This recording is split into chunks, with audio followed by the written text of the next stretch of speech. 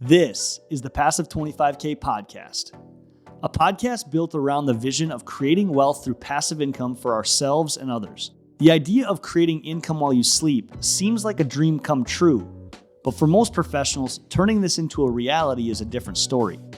On this show, you will hear real people breaking passive income streams down to the basics, giving you the next steps to start your own passive income journey. If you're new to the show, my name is Kyle Reedstrom from Fargo, North Dakota, where I get to work with my team of agents and investors each day to complete our goal of $25,000 a month in passive income. Now, let's get right into our next conversation. Hello and welcome to the Passive 25K podcast with Kyle Reedstrom. I am joined by our guest, David Johanson today. David, you're on the other end? I'm here, yep. Hey, welcome. We're super glad to have you. Today's topic matter is lease option real estate investing, something that you and I have dove deep into in the last 12 months and something that you really kind of brought to the table. But first, I really want to give an introduction for David Johanson, who our guest is today. David is the founder and managing member of Daybreak Properties, LLC, and co-founder of First Door, LLC. Daybreak Properties utilizes a team of professionals to acquire value-add properties, rehab them, and rent them out. First Door is a lease option company that helps people that do not qualify for a traditional mortgage buy their first home. 20 years as a small businessman has led David to conclude that success is all about people. Purpose-driven, dedicated teams of people make businesses exceptional. It is the customers of any business that put dollars in the coffers, not the products or services being offered. David, that introduction, I read that, and I'm glad that we got to put that out to the viewers because it really tells a lot about you. Can you give us some depth behind some of the pieces of that introduction? Yeah, well, I mean, it's just born out of experience. So I owned a pottery business for many years. And we taught wheel throwing pottery and sculpture and made a whole, it was a going concern. We had like 50 employees. So not a small enterprise. Yeah, no kidding. And, when I bragged about our facilities, when I tried to talk about our experience and how long we'd been in business and how great our teachers were, that didn't impress anybody. But when I talked about the fact that Susie just made a tea set that she was able to give as a wedding gift, we couldn't keep people from coming. Okay, and that's how we got so big. And so I realized really quick that it had nothing to do with me. It had everything to do with my customers, right? And then, when a business gets that big, you can't run it yourself. I mean, it's not possible. There's just too many moving parts. There's just too many things going on. And so you need a team. I learned pretty quick that I rise and fall as my team rises and falls. And not only that, it turns out that there are people on my team who have better ideas than I do. The first time that happens, that pisses you off. Yeah, I love it. It's a learning curve, right? And so I started realizing that it's really about people. That's I had a little saying in that business, and again, a ceramics business. It's about the people, not the pots. So that was the thing. And so I brought that same idea into my real estate investing, of which, Kyle, you're one of those people, right? You're part of my team, absolutely. And I'm grateful for that. So. Yeah. And, I hope people caught the beauty of that story and the wisdom that you put in there, because you have to give up a little bit in order to really let people be your leader, or, let people lead the way is how I should say it. You really have to let yourself be surprised, almost like you said, your ideas aren't always the best ones. It's almost like you have to be okay with accepting that. And even your customers, like you said, when you're teeing up your customer for the success, and I've heard you say this before, where they are the hero. It's not your product. It's not your place. It's not your beautiful brand. When they are the hero, I think that's so wise, David. I think that's unique. Right. Well, thank you. I think it's. I mean, you hear those kinds of things in business books a lot, actually. But I just will tell you from practical experience, it's true.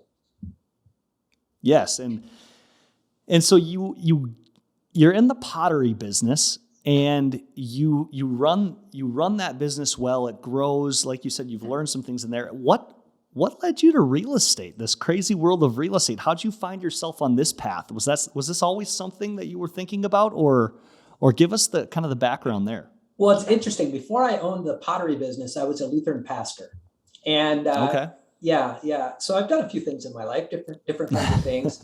And when I was a Lutheran pastor, I was a pastor of this small little congregation that, quite frankly, it was dying. Silicon Valley, Lutherans. There's not a lot of them, and so we had to make some hard decisions. And one of the things we did was we sold our property and became a portable church. And we took all of the money from the sale of that property, and property in Silicon Valley is worth a lot, and invested it all into doing ministry. And we bought this big trailer and basically rolled our church in and out of a school every day. And it was a pretty phenomenal experience. It was a really kind of creative thing to do. But that was my first experience with selling a piece of commercial real estate. And it kind of piqued my interest. And then I had to get into leasing properties. And that got kind of interesting. And so anyways, that kind of this is kind of fun. I like this. And then when I got into the pottery business, I was a business partner with this woman, Joanne Bryce, who had started the business in 1970. And it was an illegal business. I didn't know it when I got involved. It was not legal to have the business on the property. Okay. Like zoning reasons, David? Is that why? Zoning reasons. Yeah, I had no idea. So Okay. now here I am, part owner of this business that's not legal. And so I went through a process of getting a real estate attorney and negotiating with the town of Los Gatos, which is not easy to negotiate with. And after a long, arduous process, we were allowed to keep our business on the property. And in fact, it ended up turning the property into a triplex. With two rentable units and a commercial. And I was like, wow. I mean, it was like, it wasn't easy. It wasn't easy, but it was fun. And it got me it really showed me the power of real estate. And so between those two experiences kind of early on, I kind of got hooked into the idea that I wanted to do real estate, and I will tell you that succeeding at getting that property, what they gave me was legal non-conforming. So it doesn't conform to the law, but we're going to allow it anyways. It's basically the status that I got. All I heard was that you won there, David. That's what I heard. That you got it figured out, and that was a victory. But, you just bulldoze through it. Yeah. So anyways, that's what wet my whistle. I got you. So you were having these experiences almost unintentionally, and it led you down a flicker of passion in the world of real estate. Did you have anybody in your life that was also doing this? I mean, did you have any other exposure to this, or people to ask questions about when you were going through this stuff? So a lifelong friend of my wife's family is a incredibly successful real estate investor, and his name's Tom Conley. And Tom has been a bit of an inspiration to me, and also somebody who's been willing to be a sounding board. And so I think he's maybe the one person that has kind of provided that for me. Yeah. Cool. So you get to a point now, if I'm following the story here, you get to a point where there's interest. You're leading yourself down this path. When did it really turn for you, when you're just like, okay, this is what I'm going to do. This is my next phase. Is that kind of how that worked? Well, I was looking at my pottery business and saying, this isn't what I want to do for the rest of my life. Mainly, I'm a potter. I love making pots, but I was getting no time to make my own pots. And so anyways, I was beginning to think I need to get this business ready to sell. And so I hired an appraiser to come in and appraise the business, and also to kind of to provide sort of a roadmap for me on what I had to do to the business to make it really sellable. Mm. What's going to make this an attractive business to somebody, and what can I look to get for it? And so I did that, and I began to like create basically a plan and began to implement that plan in terms of like getting my business there. And then COVID hit. Mm. And like everybody else in California, I had to close. I mean, close, like done, like doors closed, like, excuse me. And I was in a good cash position. So it wasn't really, like afraid, right? But Mm-hmm. we received an offer for the business, and I knew what the value of the business was, and I knew what the offer was, and we took it. Yeah. And so my dream was, I mean, I was working towards going into real estate investing, and this just kind of gave me so I started my business Yeah. right in the middle of COVID. I mean, that's when I started it, and that's when we met. Absolutely. I remember. And it's interesting to me, that part of that story where you were preparing for, you didn't know you were going to get an offer, but you were prepared for it. That's an interesting little bit of wisdom there too. You were kind of making the steps, and look what happened. It's kind of the law of attraction type of thing there. But I'm looking at buying another business right now, a resort business, right? mm-hmm. And so many of these resorts they're mom and pop businesses, and none of them are prepared to sell. All of a sudden they want to sell, right? But they're not prepared to sell. And because of that, they can't get for their resort what it's really worth. Wow. And that's because their books aren't where there's, I mean, just little tweaks, and they would increase their, a business, its value is based on its cash flow, like a commercial property. And Yep. so anyways, I just kind of look at this and I go, I guess I did the right thing and didn't know I was doing it. I mean, kind of I did, but you know what I mean? It was one of those things. It's like, what a great little lesson and a little tidbit is, start with the end in mind.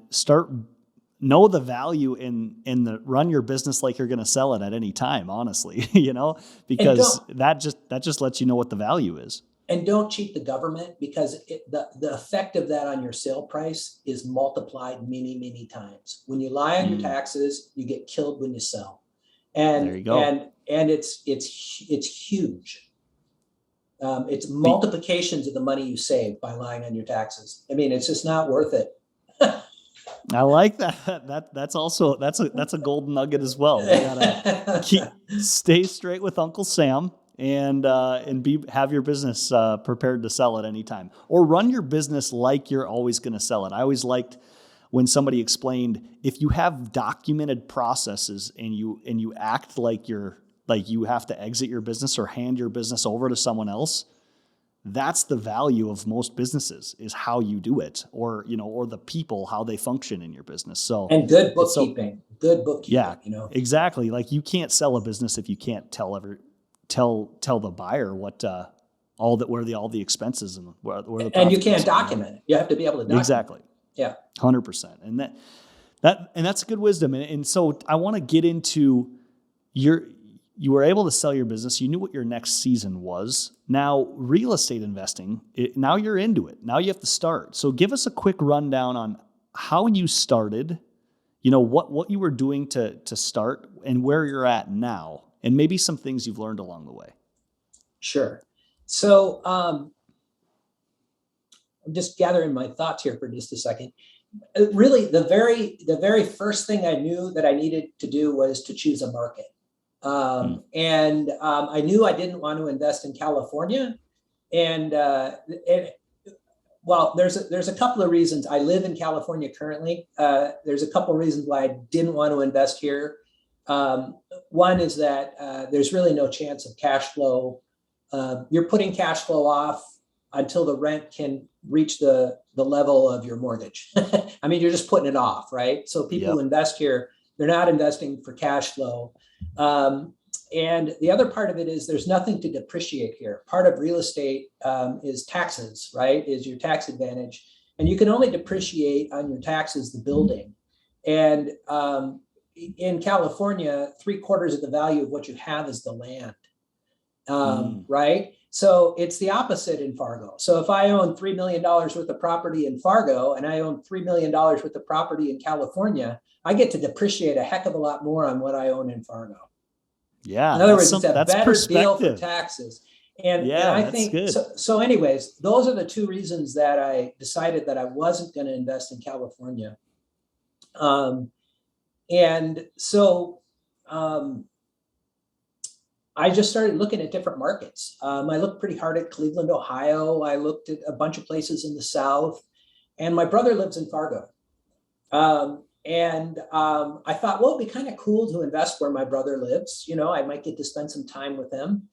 And I honestly, I looked at it in a like a whim. I didn't really expect to like what I saw. You know, I had this preconceived notion that I no longer have. And I was I was looking at, okay, well, there's pretty constant equity growth. It's not like out here, you know, but it's solid, and it's solid over years and years. And even through the 2008 debacle, Hmm. it didn't go as far south as it did in a lot of places. It stayed pretty stable. Yep. And a really, really diverse economy. So it's not just a lot of jobs, it's diverse. So you're not, you know, if something goes wrong in one sector, there's four other sectors to hold it up, from, you know, hospital to like, um, Campuses, there's yeah, it's hospital. We have tech, we've got agriculture, obviously, we've got banking, a big banking yes. financial industry. So anyways, I kind of fell in love with the Fargo market. So I went all in. So that's the Yeah, first thing I absolutely. did was the Fargo market, and that is I've looked at a lot of different markets, and there aren't many markets in the country where you can both have equity growth and cash flow. And you can get them both in Fargo. Now the equity is growing to a point where you've really got to look for the cash flow, but it's still there. It's a lot easier to find than it is in Florida or Arizona or California or Texas. Hmm. So but after I'd chosen a market, then my next step really was I needed to find a real estate agent. And so finding a real estate agent, the way that I did that is I went to Zillow, and I started writing down the names of real estate agents that I saw many, many times. And then I reached out to them, right? Pretty simple. And the one that I kind of really wanted to meet, and I thought, oh, this guy's going to be great, was Eric Hatch. I think I told you that. So I reached out to Yep. Eric, Yep. and I didn't hear back from him. I was so disappointed. And I went in another direction. That didn't actually go well for me. It didn't go poorly. I wasn't looking at what I wanted to look at. And then finally, Eric got back to me and introduced me to you. And so that was my journey towards a real estate agent. And really, I mean, if you're going to invest out of state, you have to build a team. And Kyle, you helped me build a team. I mean, that Hmm. I'll be forever grateful for that. So thank you. Yeah, there's my selfless plug. There's my advertisement for it. David teed me up, but no, that's our dating story. David and I were a match made in heaven. There it is, right there, David. But no, seriously, that was exactly how I remember it. We got connected through Eric, and then it was understanding what your goals were. It was understanding what you wanted to do, and from our side, we get inquiries, we get people curious about our area, which we love, but sometimes it's not real, and so when you started putting you kind of started walking the walk and talking the talk, and it was really fun to kind of explore that, which leads us to First Door. For those of you that don't know, David and I are partners in First Door. We're both the co-owners, the co-founders of First Door. And David, I'm going to let you explain what is First Door. And we made some mention of it already, but explain that to our viewers. So First Door is a lease option company. And so lease options have been around forever in real estate. They've been used in all kinds of ways. But essentially, there's a lease. So a tenant has a lease with us, and it's a 3-year lease. And over that 3 years, they have the opportunity to do whatever they need to do to get more time in at their job, maybe to improve their credit a little bit, really more time in at their job. And they're not traditionally qualifying for a mortgage in most cases because they don't have enough time in at their job.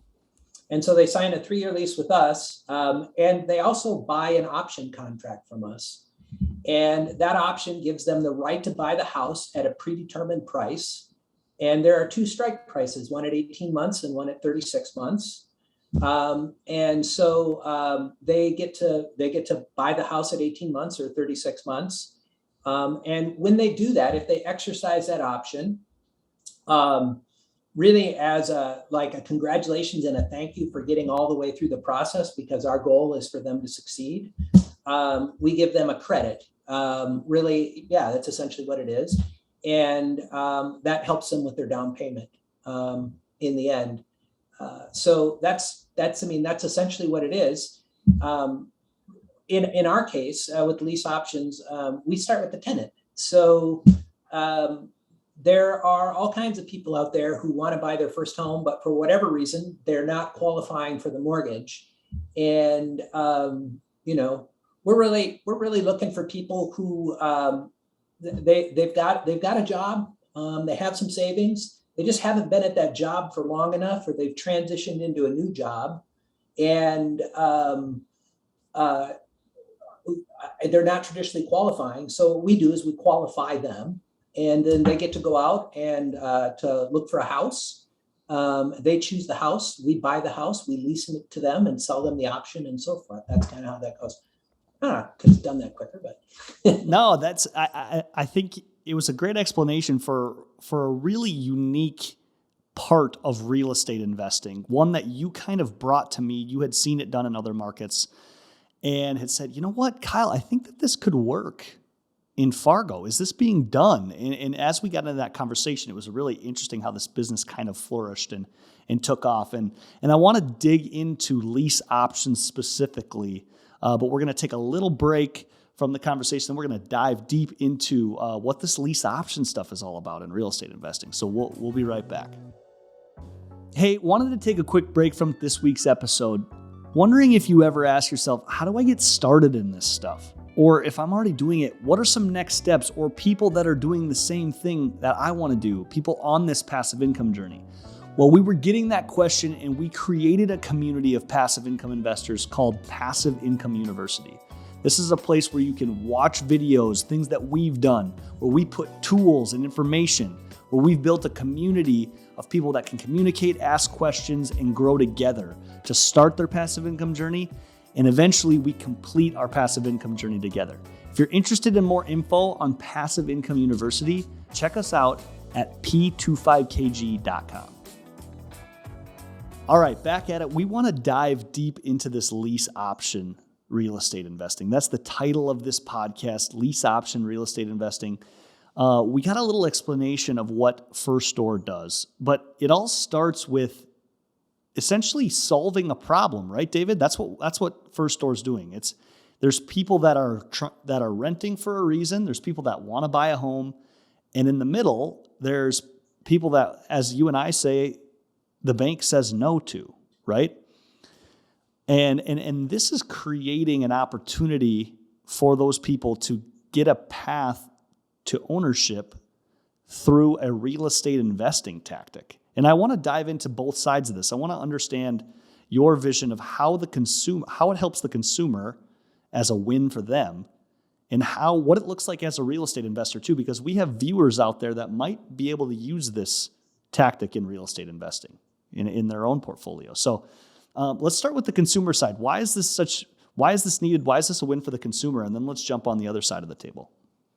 Well, yeah, I mean, you have a large segment of people who the bank is saying no to, right? And it's a growing segment. Why is that? Why is that, Dave? Like, what are some reasons that you've seen? Well, let's just say first that banks have a really stringent, they have rules and regulations that they have to follow. And so, let's just say, 100 people come to a bank to get a mortgage, right? Mm-hmm. A huge percentage of those 100 people that don't qualify, right? They don't qualify because they just don't qualify. Their credit is bad. They bought things and not paid for it. They've, been evicted from properties. They have a huge credit card bill that they don't pay every month and whatever. So they don't qualify, and they don't qualify, and that's what it is. But there's Yeah. this growing segment of people who a banker might look at and say, I can't give you a loan, but truth is, like, I've given loans to people who aren't as creditworthy as you. It's like they Mm. don't check some little box that the bank is interested in.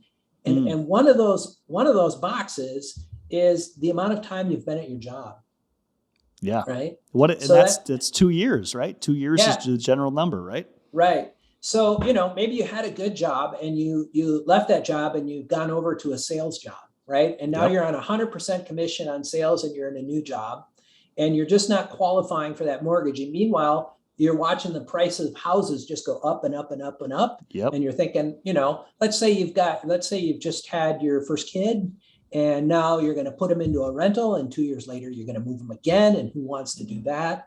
I mean, there's all kinds of reasons why people are not traditionally qualifying for a mortgage who are actually in a pretty good Hmm. financial place. Real estate agents is a perfect example. I mean, I'm a perfect example. Engineer for 2 years, got out of it into sales role. Guess what? The bank doesn't like me anymore. Mhm. However, my history would show that I paid my bills and I had a good credit score. So the bank was saying no, right? That's what you're talking about. That's exactly what I'm talking about. The bank is saying no, but the Kind of because they individual, the have person, to, right? Like they have rules to follow. It's federally regulated. Like there's reasons why. Like we're that's not. right. The bank, Yeah. yeah, that's exactly right. Yeah. Okay. So the So bank then is restricted in a way. Sorry. Yeah. No, go right in. I think you were hitting it on the head. The bank's the, restricted, and like you said, some of these bankers, they're like, man, I wish I could give you a loan. But that's exactly it. Yeah, man, I wish I could give you a loan. We don't offer loans. That's not what we correct. do. That's Yes. really important to understand. But we're able to kind of fill in a gap there and help somebody out who can't get a loan, right? Okay. So then we're going to enter into this thing, and I like thinking very simply. So we're going down the path of I now am the bank's saying, man, I wish I could give you a loan. I'm not qualifying, and now I'm having a rainy day. Enter in a lease option investor, and they're going to say the steps that they're going to explain to me is let's do this in like 3 or 4 steps, David. What would the steps be for this lease option style of, entering into this intermediate option? Well, first, as a lease option company, the first thing we have to do is qualify Mm. the potential lease option tenant, right? And so that's really a pretty simple process. But I mean, we've got to verify your income, and we've got to have some sense of like where your credit's at. And this isn't going to be like an arduous process. It's pretty simple, but we've got to verify. And then once we know what your income is, we would qualify you just like a bank would qualify you for an amount. No, I want to be again really clear here. We're not offering a mortgage. That's not what we're doing. Correct. Yeah. But once you're qualified for an amount on a house, let's say $250,000, right? Mm-hmm. Then you get to go shopping, right? And you go out and you're looking for the house that you want to buy, just like anybody would. Kyle's a real estate agent. He'd be happy to take you shopping, right? Mm-hmm. For a house. If you have another real estate agent that you'd like to work with, that's fine with us too.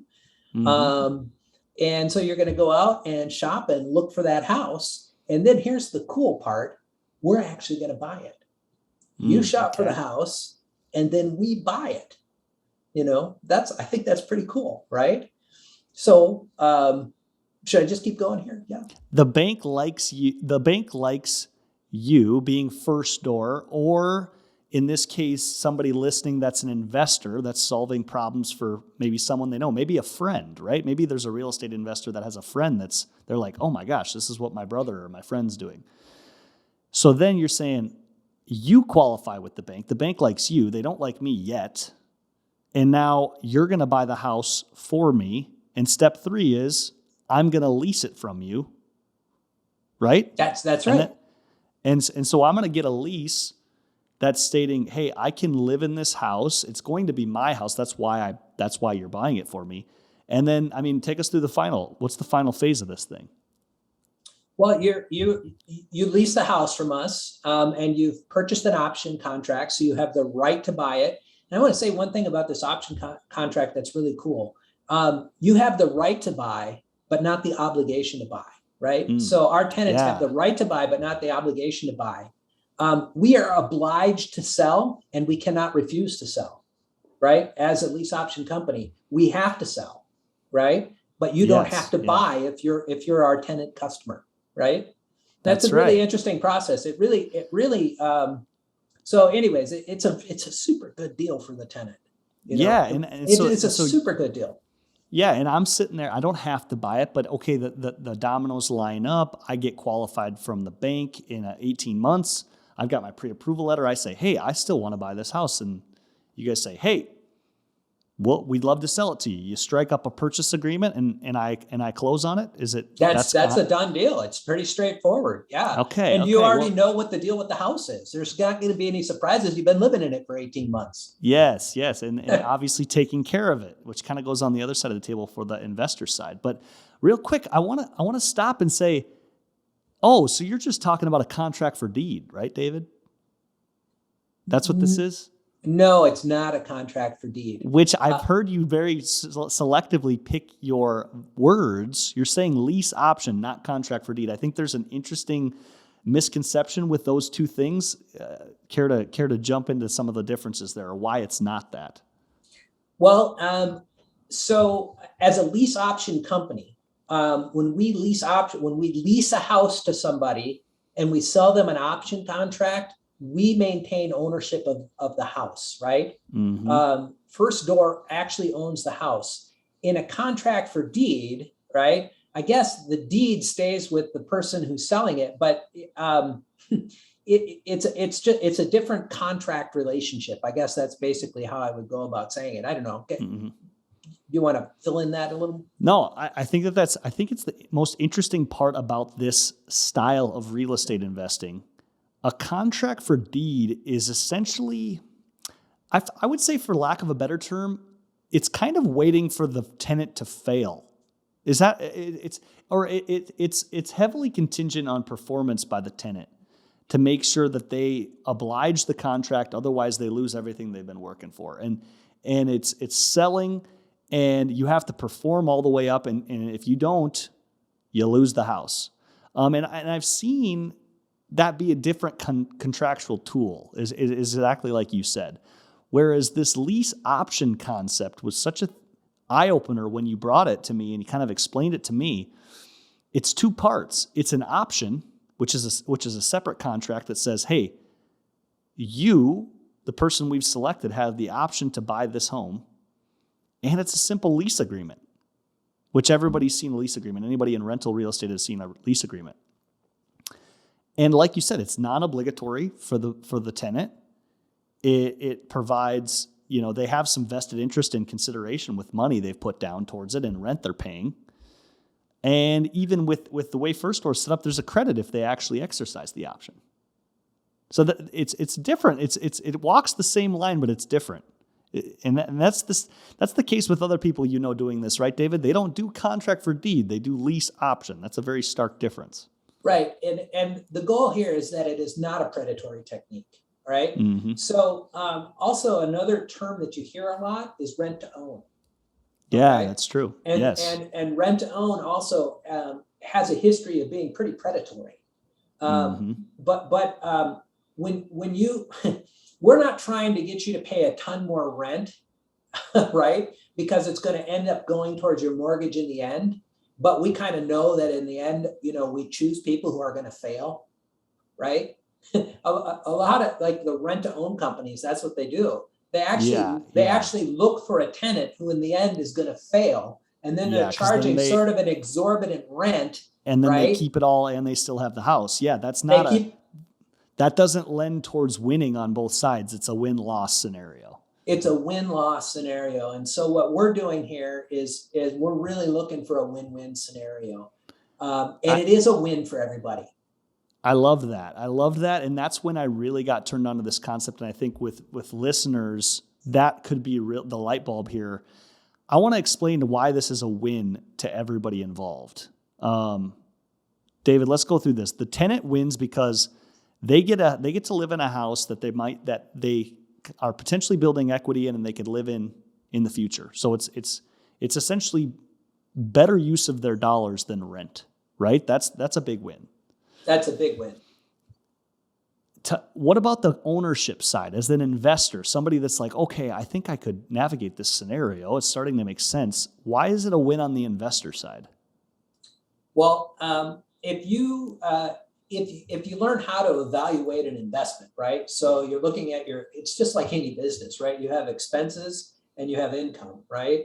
And in the end, the difference between those two is your cash flow, right? Mm-hmm. And there are some big things that fall in the expense category that make it hard for a lot of rentals to cash flow, right? Yeah, that's right. Right. And so what are those things? Well, those things are things like lawn care and snow removal. Maintenance on the property lawn. Property management, right? Management. That's a big expense right there. Yep. And overall maintenance, like the plumbing breaks, right? Yep. So in the lease option here, because your tenant buyer, and I like to use that phrase, your tenant buyer is going to be owning the home, right? And it's a 3-year lease. You have no need for property management, right? Yeah. So it's self-managed. It's self-managed property. So that's 10% more coming your direction, right? Mm-hmm. That's a nice number, maybe higher than that, depending on your property management company, right? Correct. The other thing is that you're saying to your tenant buyer, hey, listen, this is going to be your home, and you got to take care of it. So different states have different laws around this, but in North Dakota, we can make the tenant responsible for up to $1,000 per incident of maintenance for the property. Mm-hmm. So if the plumbing breaks, right, we're not getting ABC Plumbing to go down there and paying the guy $45 an hour to fix a leak, right? Mm-hmm. Joe Smith, our tenant buyer, is looking at it going, I think I can fix that myself. Yep. Right? Because it's essentially they're treating it, the whole perspective is different in living in someone else's house versus living in my future house, right? That's it. The paradigm shift. It's very important for us, for the whole success of this thing, for that tenant buyer to have a sense of real ownership, right? Yeah. This is my house, right? I mean, that's good for everybody. And quite frankly, it saves everybody money. I mean, most of the maintenance issues that I pay for on my rental properties with Daybreak Property, the tenant Mm-hmm. could fix, right? But the tenant doesn't have any motivation to fix it. So I pay some guy $50 an hour to go in there and fix something, right? Yeah. Well, yeah. So if you read the literature in the books, most people say set 10% aside to cover your maintenance costs, right? Yep. Well, if I'm not paying ABC Plumbing, that's another 10% coming my direction. So now we're at 20%. We're 20% higher cash flow just by making this simple move, right? Absolutely. We're also getting into a premium situation here. So, they've chosen the house that they want to live in. So we know they like it. And because we know that they like it, now this isn't like we're going to charge you a ton in rent, but we can go to the top of the market, right? Yes. So It's like we're not getting lowballed on the rent either. And we're not paying snow removal. We're not paying, we add all that up. What happens is you take a property that otherwise wouldn't cash flow and you turn it into a cash flow cow, right? Yes. And that is a beautiful part. That is a beautiful part. That's a really important aspect of this. It sparked my mind to talk about the areas of town in which these properties are located, which so many people will say, you win on an investment, location, right? Well, certain locations are the only place to rent, right? But if your tenant buyer is picking the property, it can theoretically exist wherever they want to live, turning the entire market into your rental market. That's correct, right? That's the way to look at it, is wherever that tenant wants to purchase that property, whether it be in the southwest part of town or north near the campus or downtown condo, right? You are turning market value properties into cash flowing real estate investments. And that's, And it's that's a hard thing to do.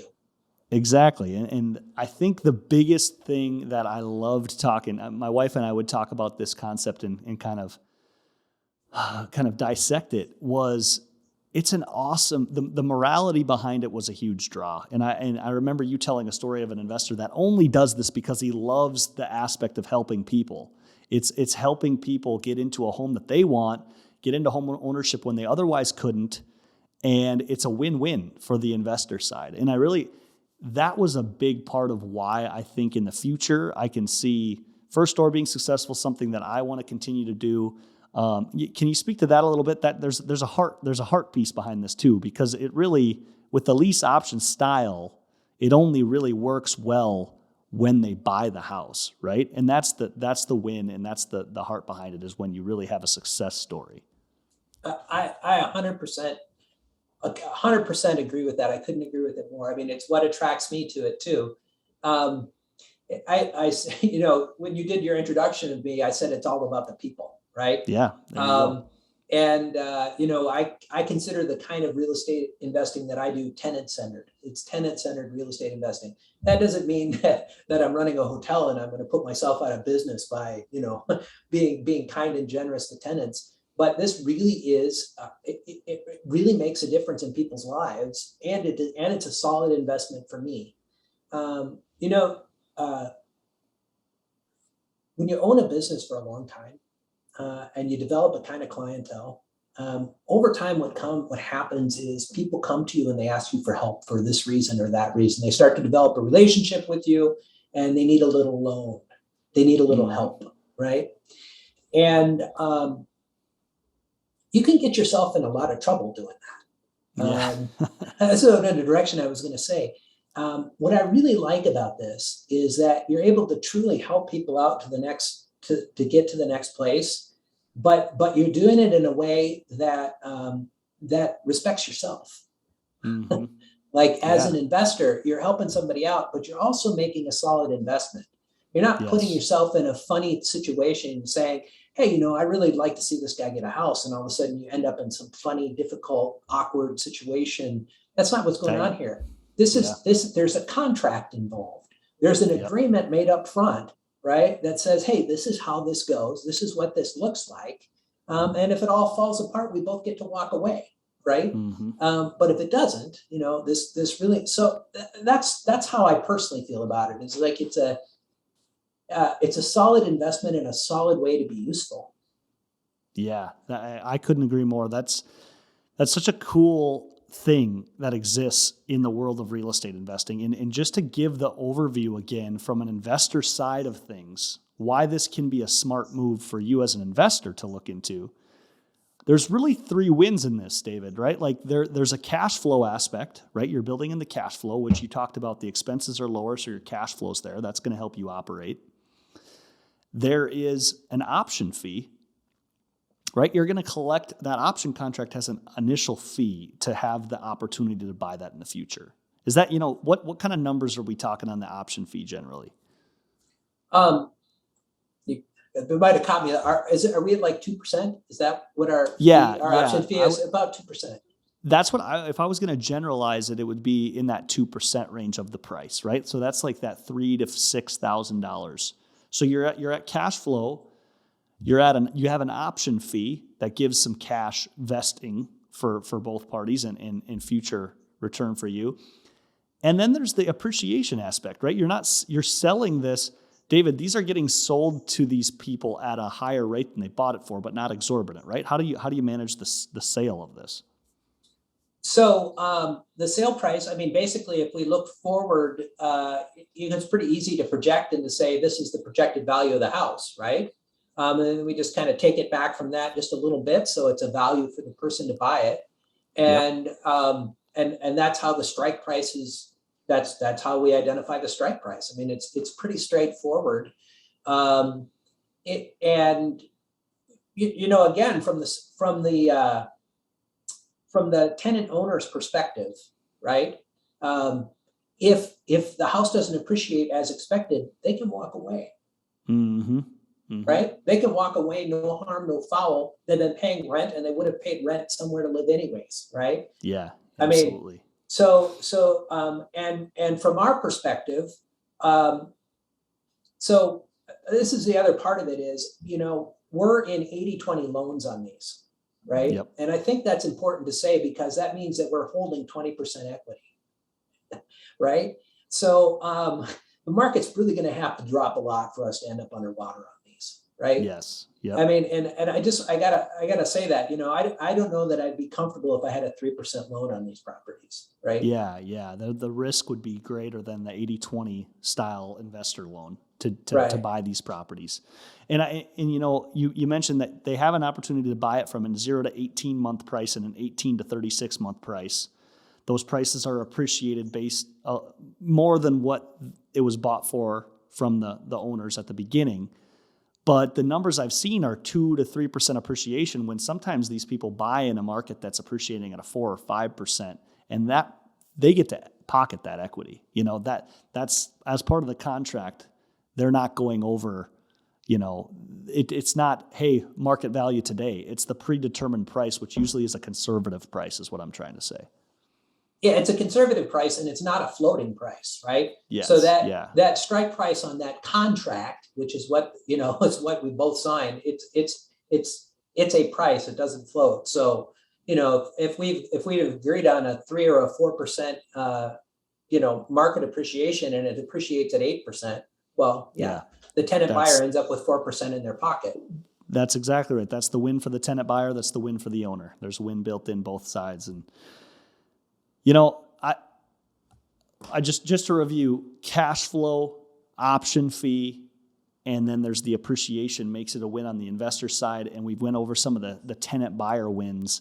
And obviously you can tell this is a kind of an exciting real estate tool, something that hopefully, if the opportunity presents itself for investors to kind of add to their arsenal, or at least have open eyes and ears when there's options, because that's the best thing we can do as investors and business people is just continue to create options when we see different scenarios and be problem solvers. David, what would you say to somebody that's maybe a newer investor, or they've been in the investing game for a while, but they're interested in this?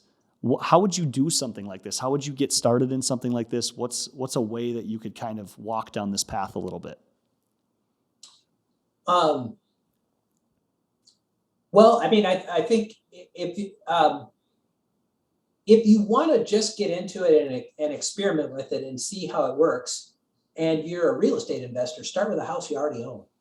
You don't have to. I mean, the way that we do it is we find a tenant, and then we help them find a house that they want, right? But let's say you own a house and you're not happy with how it's cash flowing, and you look at it and you say, well, if I could increase my cash flow in this house, it would be great. In all the places that you advertise to rent the house, advertise that you want to lease option it, right? And find a tenant buyer to go into a house that you already own. That is probably like the lowest bar for getting in. And if you want to take the approach of it like we do at First Door, where we really start with the tenant and move into that, then you've got to put together some kind of marketing, a website and the like that says, hey, this is what we're doing, and you've got to start looking for those tenants. Kind of find the people first, and then solve problems individually, case That's by case. Right. That's exactly it. Yeah. No, this is great conversation. I feel like we've just scratched the surface, but so many good nuggets that we've hit here. David, our time's coming to a close. I wanna educate the audience on where they can find you, follow you, watch what you're up to with Daybreak Properties. Where can people follow you, David? Well, daybreakproperties.com is my website. It's updated. You can see what's going on there. Or I have a Facebook group. It's called Street Smart Real Estate Investing. And so if you go to Facebook groups / Street Smart Real Estate Investing, you'll find me. And if you live in the Bay Area, I do a regular meetup here in the Bay Area. You can find that on the meetups. If you're ever on vacation, Fargoians, whatever we say, in the Bay Area, David's doing real estate meetups. He'll be a friendly face. But David, thank you so much. It's been absolute joy forming a relationship with you, getting to know your head behind the real estate stuff, but really the heart you have behind how you operate business, how you treat people, how you've treated me and my team and my family, even as you've met them. So I just want to say I really value our relationship, and I'm excited to continue it as we go. And thank you for taking your time. That goes both today, ways. so. Thank you for having me. I appreciate it. You bet, David. Take care. All right. Bye now. This has been the Passive 25K podcast. If you enjoyed today's episode, be sure to subscribe so you don't miss future conversations. Also, tell us what you thought by leaving a comment below on today's topic. If something really hit with you, don't be afraid to share this with someone else that's interested in passive income. Thanks again for tuning in. I'll catch you next time for another episode of the Passive 25K podcast.